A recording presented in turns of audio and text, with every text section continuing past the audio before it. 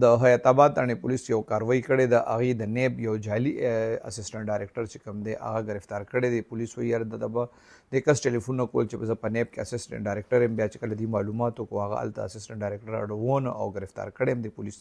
دې حوالې سره د حیات آباد تاڼې ایس ایچ او دی طارق خان د هغه طرف نه چې کوم اف ای آر درج شوی دی هغه وایي څه وخت نه په یو کس دته په واتس اپ باندې کالونه او میسجونه کول او وایي چې زه په نیب کې اسسټنټ ډایرکټر یم او وایي ناجایز کارونه به هم ویل. دی وایي زما په هسې شک رالو وایي ما د کس باره کې بیا معلومات شروع کړل نو بیا راته چې وایي چې یاره دا خو په نیب کې نه چې په یو سرکاري محکمه کې افسر نه دی.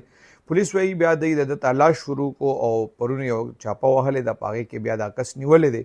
بیا چې معلومات کړي دي نو د سره چې کوم د نوم یادو هغه هم نه د مطلب دا د کرک اوسېدونکی دی. وایي دا هېڅ سرکاري ادارې کې افسر نه دی. وایي هسې بیا راته ویلې چې یاره زه افسر یم.